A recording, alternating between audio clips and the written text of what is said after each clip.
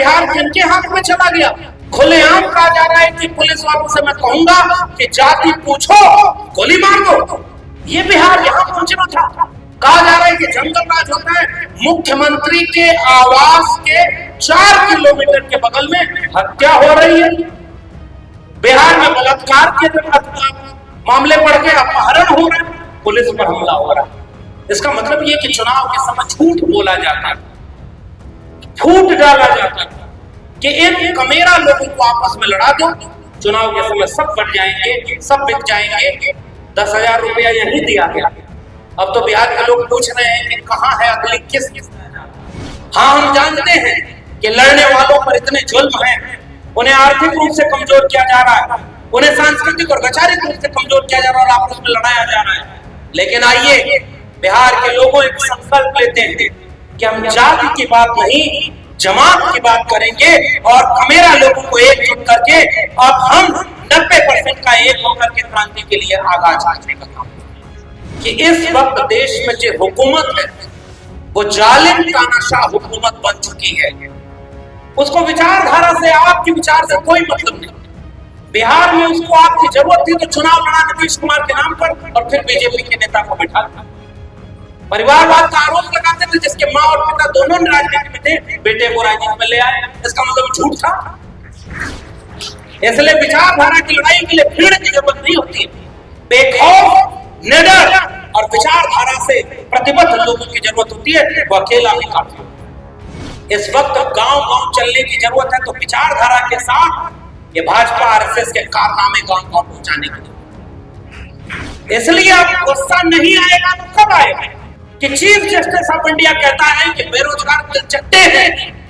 तो अब ये वक्त आ गया है ये कहने का कि इस समय जितने भाजपा और आरएसएस के गुलाम लोग देश चला रहे हैं वो सब दीमक है और भीतर से इस देश को खोखला करने का काम कर रहे हैं। इसलिए डरने की जरूरत नहीं है, इन दीमकों को दीमक कहना चाहिए। जनता अधिकार सम्मेलन का संचालन कर रहे रामानंद पासवान जी, इस कार्यक्रम के आयोजक अध्यक्षता कर रहे प्रोफेसर अर्जुन यादव जी, मंच पर बैठे हुए सामाजिक न्याय आंदोलन बिहार के संयोजक रिंकू जी, इनकलाबी नौजवान सभा के राष्ट्रीय अध्यक्ष और पूर्व विधायक वैचारिक साथी भाई अजीत कुशवाहा जी, मखदूमपुर से पूर्व विधायक और बहुजन आंदोलन की मजबूत आवाज भाई सतीश दास जी, मंच पर बैठे हुए बाकी वरिष्ठ जन, सम्मानित जन और इस समता अधिकार सम्मेलन में सुल्तानगंज भागलपुर के आसपास से आए हुए आप सभी सम्मानित लोगों को मेरा क्रांतिकारी जय भीम, जय मंडल, जय संविधान, इंकलाब जिंदाबाद। सबसे पहले आयोजकों का आभार व्यक्त करना चाहते हैं कि इतने विपरीत दौर में केवल मौसम ही विपरीत नहीं है, सियासत भी बहुत विपरीत है। ऐसे वक्त में इतना शानदार और जरूरी आयोजन सुल्तानगंज की सरजमी पर हो रहा है। हालांकि ये आयोजन पिछले महीने होना था, लेकिन उस वक्त कुछ वजह से नहीं हो पाया, तो वो जो अधूरा एक पड़ाव था उसे हमने आज पूरा किया। लेकिन इसमें मुश्किल ये हुई कि जिस आयोजन में चल करके 1000 किलोमीटर दूर से आपको शामिल होना हो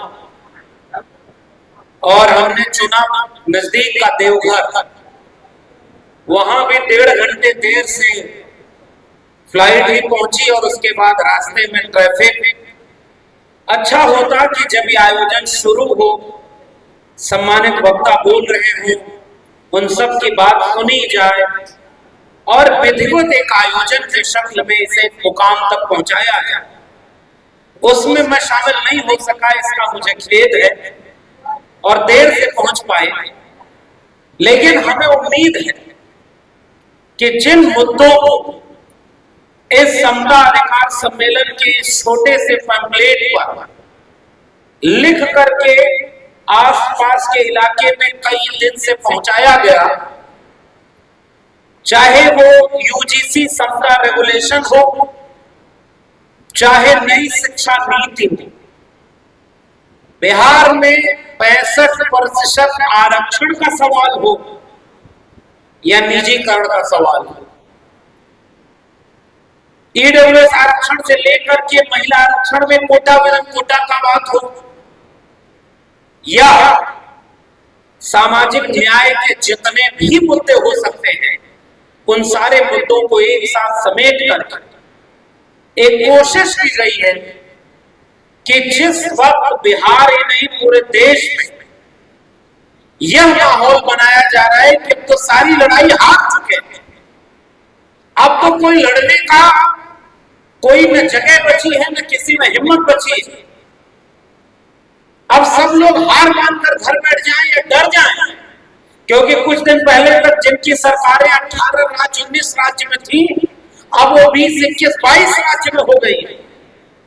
ऐसे विपरीत वक्त में हर जिले में इस तरह के आयोजन करना इसलिए भी जरूरी है कि तुम पूरे भारत पर भी सरकार बना लोगे, फिर भी अगर तुम गलत हो तो गलत को गलत कहने की हिम्मत इस देश के लोग करते रहे।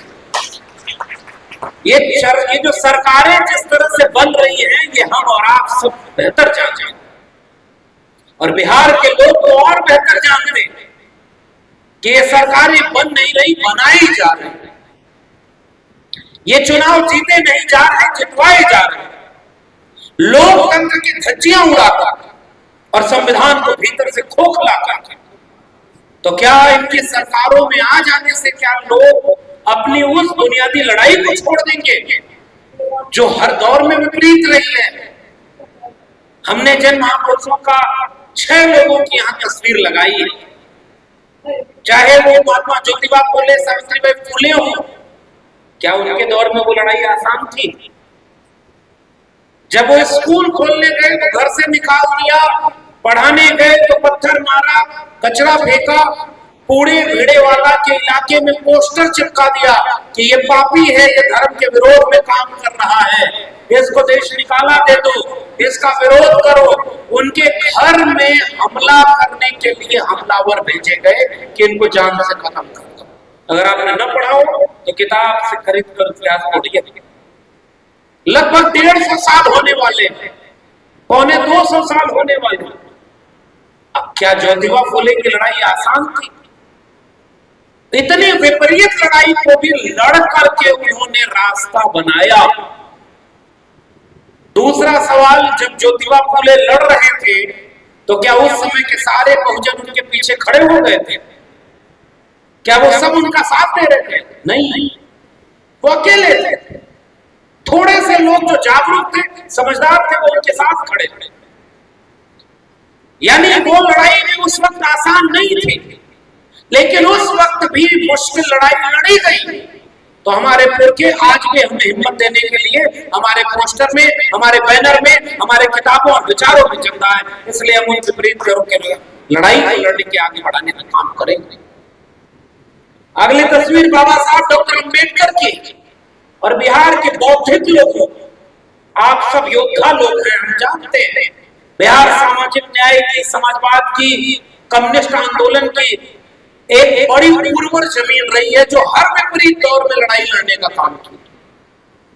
डॉक्टर बाबा साहब अम्बेडकर जब लड़ाई लड़ना शुरू करते हैं तो उनके जाति वालों को ही उनके खिलाफ खड़ा करा दिया गया। आप इतिहास एक बार पलट कर देखिए, और ये कहा गया कि हमारी लड़ाई नहीं लड़ रहे, ये तो बहुत दूसरी लड़ाई लड़ रहे हैं, हमारे यहाँ इसका मतलब ही नहीं। आगरा में तो एक बहुत बड़ा सम्मेलन करवा दिया गया कि वो हमारे नहीं है डॉक्टर अंबेडकर, और सारे लोग उसी शेड्यूल कास्ट कम्युनिटी के थे। जब डॉक्टर अंबेडकर लड़ रहे थे तब भी पूरा समाज उनके साथ नहीं खड़ा था, उनके विरोध में खड़ा था, उनके खिलाफ साजिशें हो रही थी।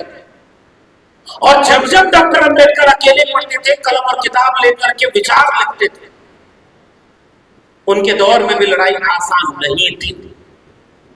उसके बाद 3 तस्वीरें आपके सामने, बीपी मंडल, जननायक कर्पूरी ठाकुर और उसके बाद अमर शहीद बिहार लेनिन जिसको कहा जाता है बाबू जगदेव प्रसाद कुशवाहा। इन तीनों के दौर में क्या लड़ाई आसान थी? बिहार लेनिन जगदेव बाबू को किस तरह से दमन किया गया, मारा गया, ये बिहार के लोग बेहतर जानते हैं। उस इतिहास को, चूंकि वक्त बहुत हो गया है, इसलिए इस पुराने इतिहास को केवल मैं जिक्र कर रहा हूं। मौका मिले, जो लोग नहीं जानते उनकी वो किताबें खरीद करके पढ़िएगा उनके बारे में। एक किताब बड़ी अच्छी सी राजेंद्र प्रसाद सिंह ने भी लिखी है, रिंकू जी ने कई लेख भी लिखे हैं। कौन था उनके साथ खड़ा? एक बनता हुआ बहुजन जमात थी उनके साथ। उनके साथ जो लोग वहां गोली खा रहे थे, लाठी खा रहे थे, वो केवल उनकी बिरादरी के नहीं थे, उनकी जाति के नहीं थे। क्योंकि जगदेव बाबू की लड़ाई अपनी जात, अपनी बिरादरी को आगे बढ़ाने और मुख्यमंत्री बनाने और मंत्री बनाने की नहीं थी। पूरे 90% बहुजन समाज को एक करके उनको सत्ता, संसाधन और सम्मान में हिस्सेदारी लड़ाई थी। इसलिए जगदेव बाबू एक जाति के नेता नहीं। उस दौर में भी लड़ाई आसान नहीं, और जिस बेरहमी से उनको मारा गया, वही बेरहमी हमारे अभी साथी अजीत भाई ने उसका इशारा कर दिया कि हमारे दौर में भी लड़ने वाले जेल में 5-5 साल से जेल में हैं। पत्रकारों को जेल में डाला, प्रोफेसरों को जेल में डाला, रिसर्चरों को जेल में डाला, और जो भी लड़ रहा है उसको जेल में डालने का काम, तो जेल में तो वहां भी लोग हैं। इसीलिए जगदेव बाबू ने कहा होगा कि पहली पीढ़ी के लोग मारे जाएंगे, दूसरी पीढ़ी के लोग जेल जाएंगे और तीसरी पीढ़ी के लोग राज। वो एक बड़ी लड़ाई का खाका खींच रहे थे, जिसकी जड़ें त्रिवेणी संघ में थी, जिसकी जड़ें अर्जक संघ में थी, और वो त्रिवेणी संघ, अर्जक संघ की जड़ें जाति जनगणना से जुड़ी हुई थी। जिसकी जितनी संख्या भारी, उसकी उतनी हिस्सेदारी। ये नारा एक क्रांति का नारा था, जो अंग्रेजों के समय जब जाति जनगणना हो रही थी तो जाति संगठन बने पहले, और मैंने तो बाकायदा इस पर किताब लिखी है, आपको पढ़ना चाहिए। और उस किताब का इतिहास बिहार से सबसे ज्यादा जुड़ता है। जब जाति जनगणना में संख्या पता चलती थी तो ये जातियां अपना अपना जाति संगठन बनाते थे। यहां से कुछ ही दूर है कोसी का इलाका, मधेपुरा का। 1908 से 1911 के बीच का वक्त वाकया है, मैंने अपनी किताब में लिखा भी है कि उस समय जो बीपी मंडल के पिताजी थे, रास बिहारी मंडल, उन्होंने अपने इलाके में अखिल भारतीय गोप महासभा बनाई थी। पुराने लोग जानते थे। उन्होंने कहा कि हमारे यादव लोगों की एक गोलबंदी होगी, हम अपनी जाति को सम्मान दिलाएंगे, संसाधन दिलाएंगे, ताकत दिलाएंगे। और उसी क्रम में 1901 की जनगणना से पता चला कि किसान जातियों में जिन जातियों की संख्या ज्यादा थी, उन जातियों के अपने संगठन बने। कि क्षत्रिय की परिभाषा क्या है, ये कैसे आपने बांट दिया कि कौन ज्ञान में रहेगा, कौन सत्ता में रहेगा।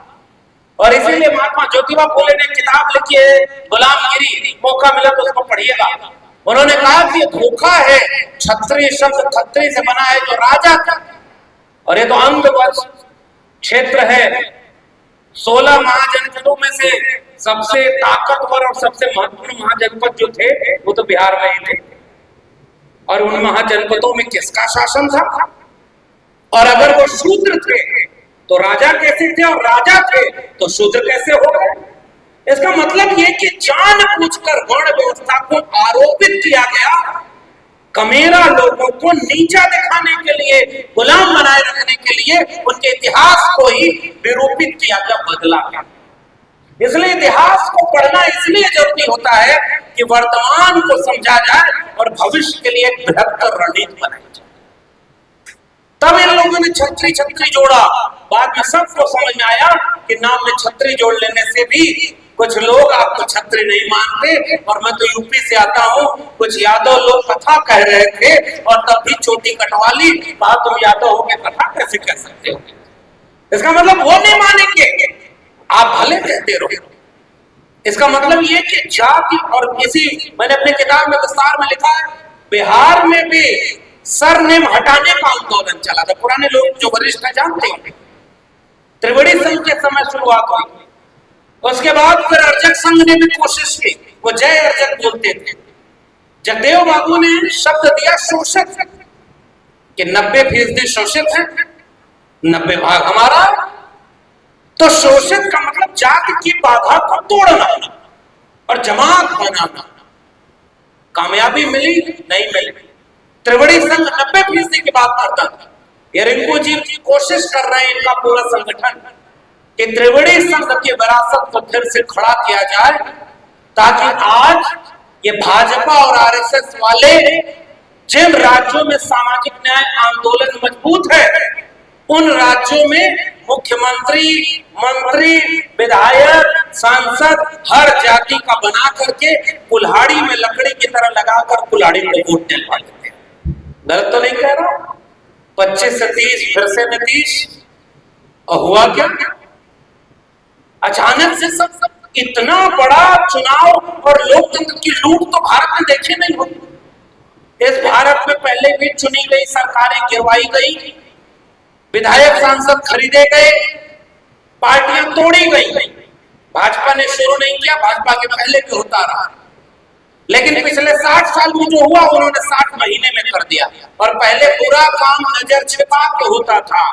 भाजपा आरएसएस के आने के बाद पूरा काम सड़क चौराहे पर खुलेआम होता है, कि अगर आपको बुरा लगे तो लगे, हमारा शासन है और हमको जो करना वो हम ठोक के करेंगे।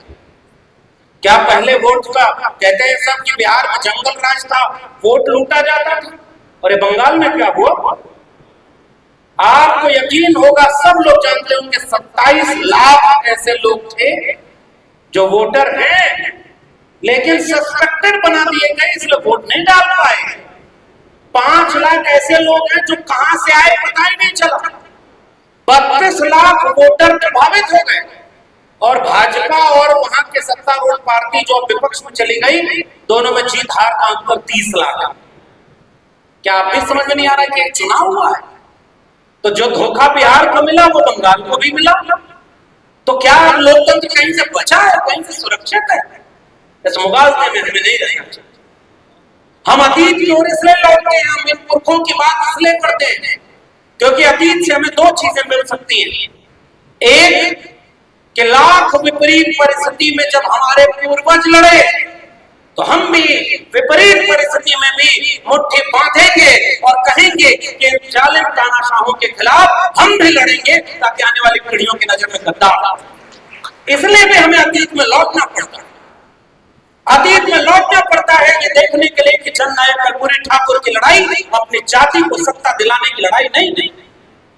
जननायक कर्पूरी ठाकुर की लड़ाई 90% खमेरा लोगों को सत्ता संसाधन दिलाने की लड़ाई।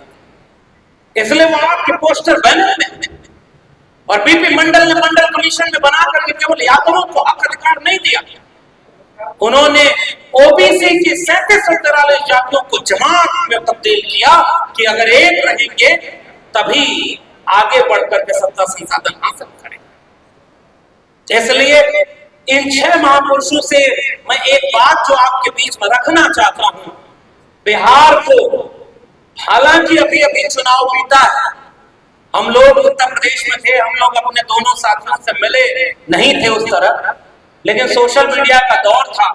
तो एक जमाने में हमने देखा कि कम्युनिस्ट पार्टी माले ने 12 सीटें जीत ली, और नए नौजवान हमारे, एक तरफ मनोज मंजिल भाई विधायक बन गया, संदीप सौरभ जो कि जेएनयू में रहते थे, तो हम लोग कई आंदोलनों में साथ रहे, अजीत भाई सब मिले नहीं, लेकिन हमने ये देखा कि हाँ, ये बिहार में संभव है कि नेताओं की नई पीढ़ी खड़ी हो सकती है जो वैचारिक रूप से सशक्त है, तेवर वाली है और स्पष्ट विचार के साथ जमीन पर लड़ाई लाई।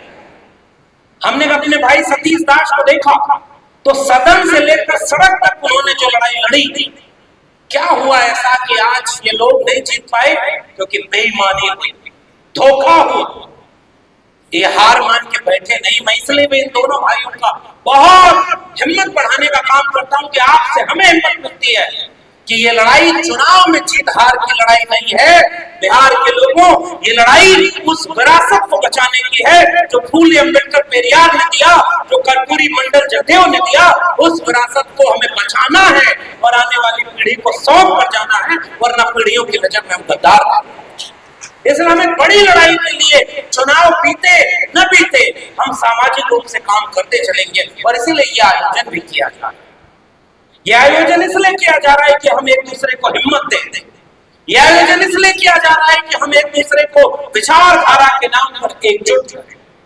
यह आयोजन इसलिए किया जा रहा है कि हम ये कहें, क्रांतिकारी समय में नारे लगते थे, क्या जुल्मतों के दौर में भी गीत गाए जाएंगे? हाँ, जुल्मतों के दौर के ही गीत गाए जाएंगे।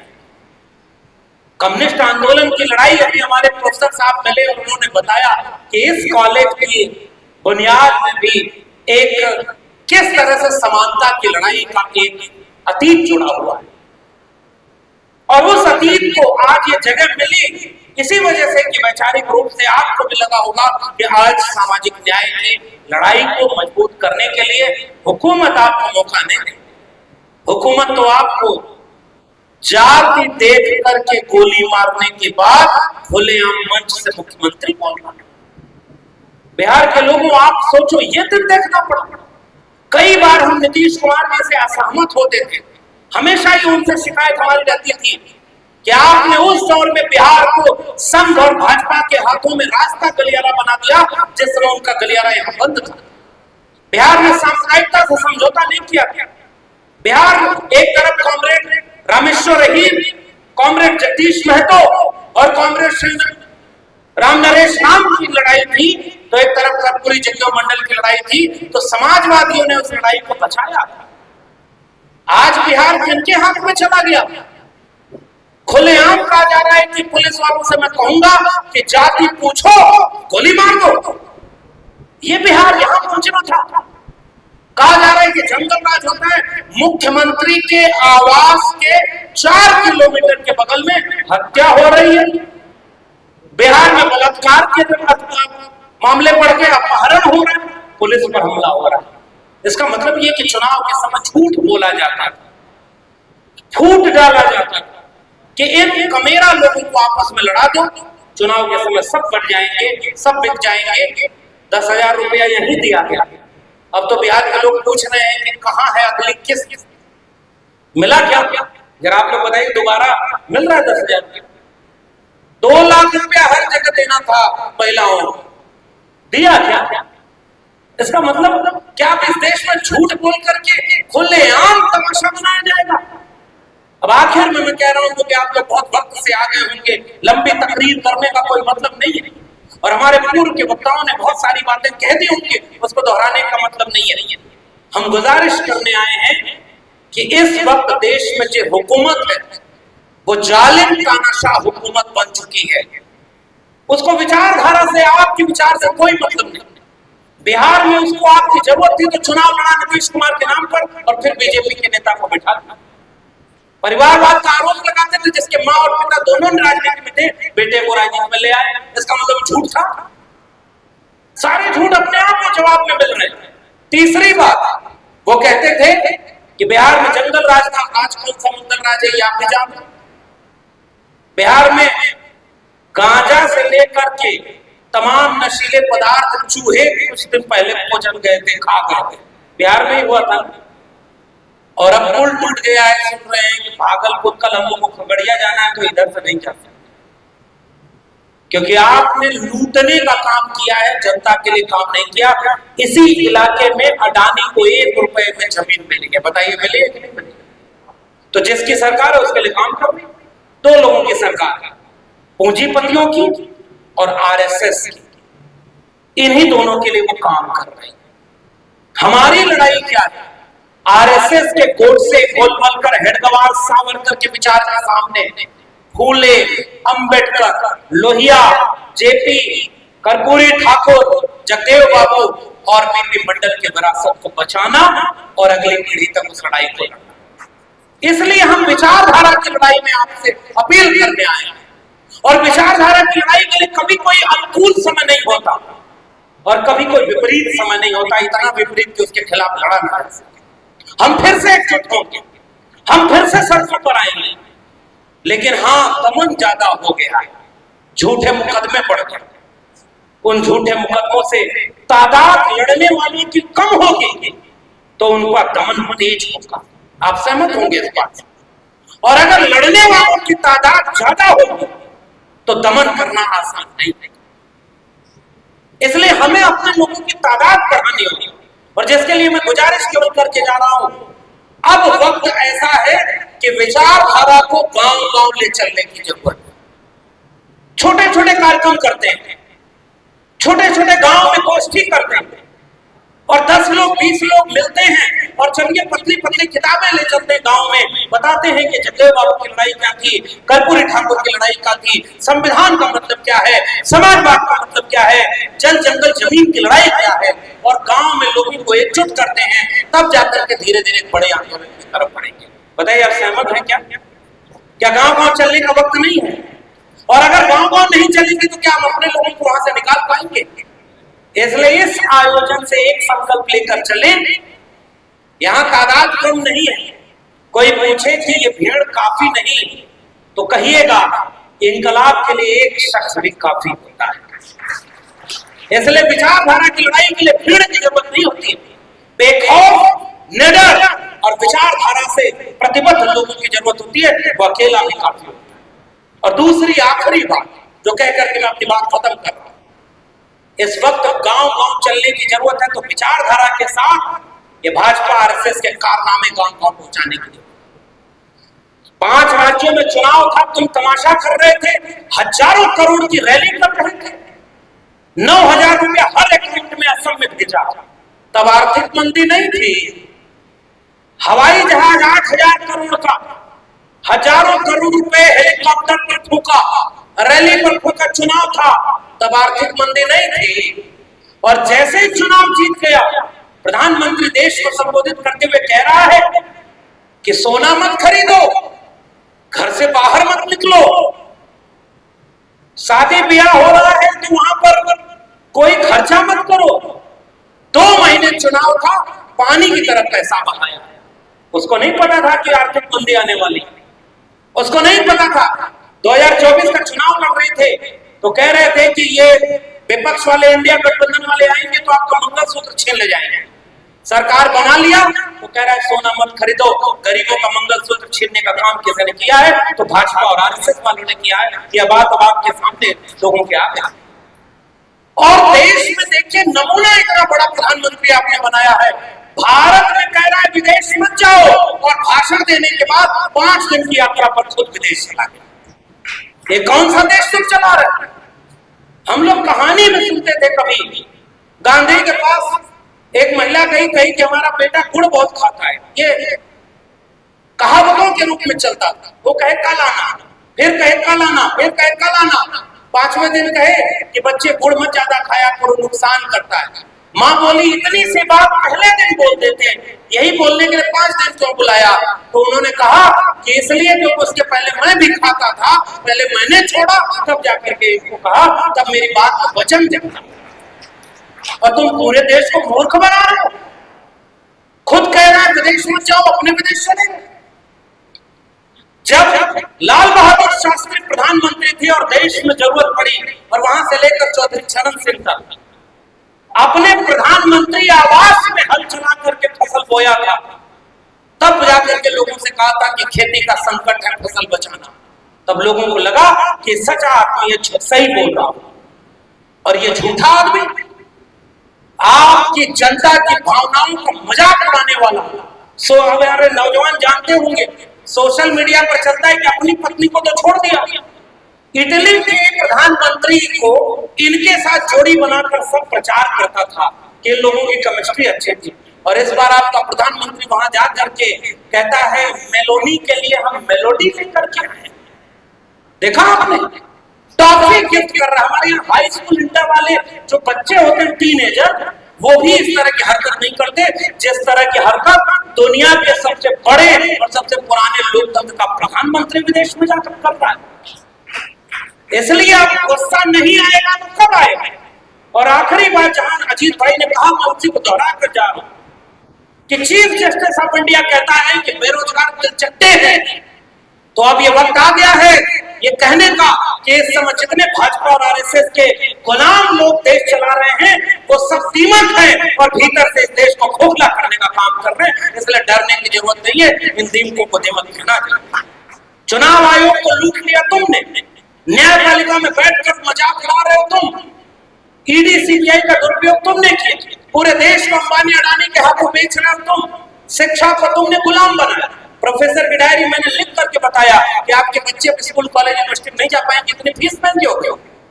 और जातीय जनगणना लिख करके बताया कि अभी अजीत भाई ने बात कही थी जो मैं सुन पाया और भी वक्ताओं ने बोला होगा, इसी बिहार में जातीय जनगणना कराई, 65% आरक्षण लागू किया, तब गृह मंत्री और प्रधानमंत्री कह रहे थे हम जातीय जनगणना के समर्थन में हैं। और जातीय जनगणना के 34 सवाल मकान गिने जा रहे हैं, उसमें ओबीसी नहीं है। और कहता है कि हम प्रधानमंत्री ओबीसी हैं और हम सबसे बड़े ओबीसी के हितैषी हैं। और अगर जातीय जनगणना नहीं होगी तो आपको आपका हक अधिकार नहीं मिलेगा। घोषणा भले हो गई है, मेरी किताब के आखिरी पन्ने पर लिखा होगा, अगर जातीय जनगणना हो भी गई तो ये आंकड़ों में ऐसा झोल करेंगे कि आप तक कुछ पहुंचेगा। बिहार में हुई थी और पूछेगा उन लोगों से जो कहते थे कि ओबीसी का सारा हक कुछ जातियों ने खा लिया। और जब जातियों का आंकड़ा आया तो पता चला कि जो झूठ बोला जा रहा था चौराहे पर नुक्कड़ में बैठ करके, वो सब झूठा था। और ज्यादा हक अपनी आबादी से 3 गुना से 4 गुना जिसकी जमीन पर हक है, वो कौन जातियां हैं जो 2%, 2.5%, 3% है और जमीन उनके पास 6%, 8%, 10%, 14%, 40% तक है। तो लूट कौन रहा और 65% आरक्षण कौन नहीं दे रहा? ये सवाल अब क्रांति की तरह गांव-गांव पहुंचाने की जरूरत है। और हाँ, विपरीत वक्त है, लोगों को जेलों में डाला जा रहा, बुलडोजर चलाया जा रहा, हिंदू मुसलमान के नाम पर दंगे का माहौल बनाया जा रहा। हाँ, हम जानते हैं कि लड़ने वालों पर इतने जुल्म हैं, उन्हें आर्थिक रूप से कमजोर किया जा रहा है, उन्हें सांस्कृतिक और वैचारिक रूप से कमजोर किया जा रहा है और आपस में लड़ाया जा रहा है। लेकिन आइए बिहार के लोगों एक संकल्प लेते हैं कि हम जाति की बात नहीं, जमात की बात करेंगे और कमेरा लोगों को एकजुट करके अब हम 90% का एक होकर के क्रांति के लिए आगाज करने का काम। इसलिए मैंने अपनी किताब अगर मन करे तो पढ़िएगा, उसमें लिखा है जात से जमात के। Doctor Baba Saheb Ambedkar annihilation of cast की बात करते हैं, डॉक्टर राम मनोहर लोहिया जाति तोड़ों की बात करते हैं। सोशलिस्टों और कम्युनिस्टों का नारा ही था जात पात तोड़ करके हक हुकूक हिस्सेदारी के लिए समानता का अधिकार दिलाना। इसलिए हमें अब फिर से संकल्पबद्ध होना होगा। ये छोटे छोटे कार्यक्रम देखिए, मैं भी जानता हूं बड़ी मेहनत लगी।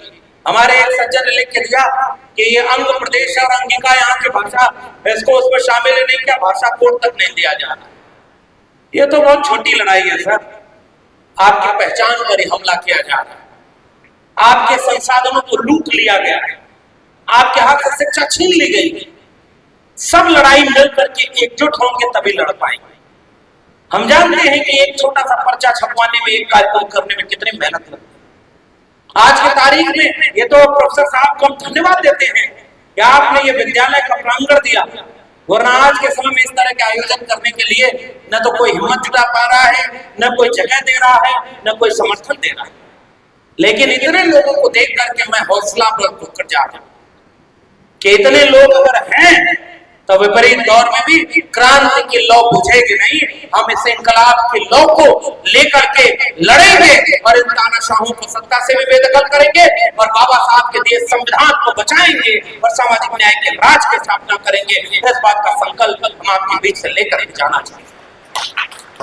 और इसलिए मैं कह रहा हूं बड़े बड़े कार्यक्रम होते रहेंगे, आप छोटे छोटे कार्यक्रम गांव गांव करते रहिए, लोगों को जोड़िए।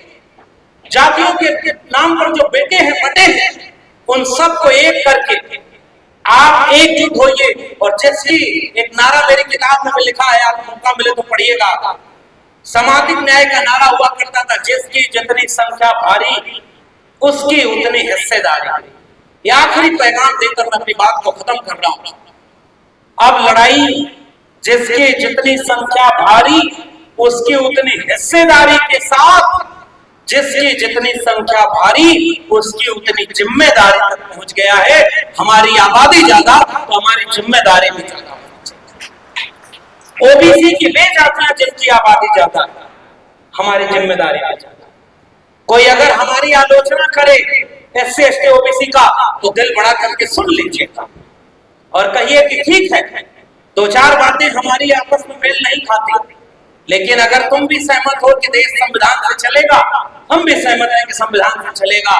तुम भी चाहते हो कि सामाजिक न्याय से चले, हम भी चाहते हैं सामाजिक न्याय से चले, तो चलो न्यूनतम सहमति बनाते हैं और बाद में जब देश और संविधान को बचा लेंगे तो आपस का झगड़ा बैठकर सुलझा लेंगे। इसलिए बड़े जिनकी आबादी ज्यादा है उनको जिम्मेदारी चाहिए और एक सूत्र देकर जा रहा हूं, लड़ाने वाले हर जाति में पैदा हो। पूर्व मुख्यमंत्री पर हमला हुआ बिहार अभी कल ही हुआ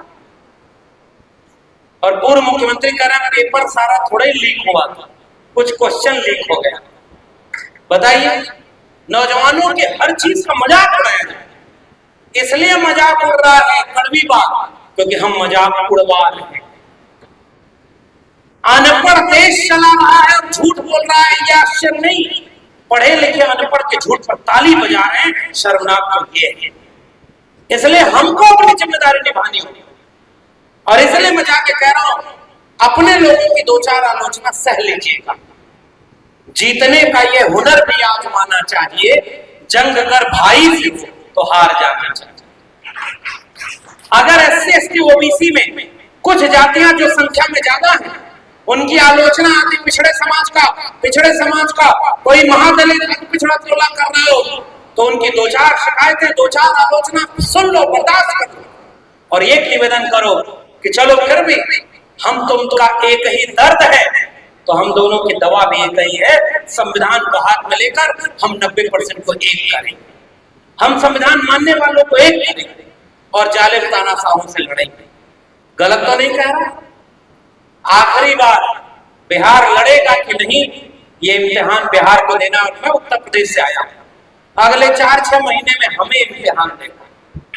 अगर उत्तर प्रदेश का चुनाव ये आखिरी, उस चुनाव की इस पार लोकतंत्र है, चुनाव के उस पार अगर परिणाम भाजपा के पक्ष में गया तो गुलामी खड़ी होकर इंतजार, और ये गुलामी 90 के पहले वाली गुलामी नहीं होगी। ये गुलामी हजारों साल पहले जो थी वहां ले जाएगी हमें। उस गुलामी को अगर हमें कबूल करना है तो बिहार के लोगों, आप भी संकल्प लो कि चुनावी हार से आपका मनोबल नहीं टूटेगा। आप सामाजिक और सांस्कृतिक आंदोलन के लिए एकजुट होकर के खड़े होंगे और हर लड़ने वाले का साथ देंगे और हिम्मत देंगे, ताकि रोशनी सामाजिक और सांस्कृतिक आंदोलन से मिलती है। इस उम्मीद में कि बिहार में लड़ेगा, पूरे देश का नौजवान लड़ेगा, शिक्षा के लिए लड़ेगा, रोजगार के लिए लड़ेगा, सम्मान संचालन के लिए लड़ेगा और संविधान को हाथ में लेकर संविधान बचाने के लिए लड़ेगा। इसी उम्मीद के साथ मैं आप सबसे गुजारिश करता हूं, आपने इतना वक्त दिया, आपका आभार व्यक्त करता हूं। इस कार्यक्रम के आयोजकों का आभारी हूं कि उन्होंने इतने विपरीत समय में 1-1 रुपया जोड़कर एक व्यक्ति तक पर्चा पहुंचाकर यह आयोजन किया है। लेकिन इस आयोजन से हम एक नई शुरुआत करें और पूरे इलाके में छोटे छोटे ऐसे कार्यक्रम करें और आने वाले दिनों में बिहार में फिर से हम सामाजिक न्याय के बिल्कुल बचाएंगे। इसी उम्मीद के साथ आप सबसे विदा लेते हुए कहना चाहूंगा, जब जब जरूरत पड़ेगी हम वैचारिक लोग एक साथ एक मंच पर खड़े होंगे और तानाशाहों से कल भी लड़े थे, आज भी लड़ रहे हैं और आगे भी मिलकर के लड़ेंगे। इसी उम्मीद के साथ बहुत बहुत धन्यवाद। जय भीम, जय मंडल, संविधान जिंदाबाद, गुलगुलान जिंदाबाद, इनकलाब जिंदाबाद।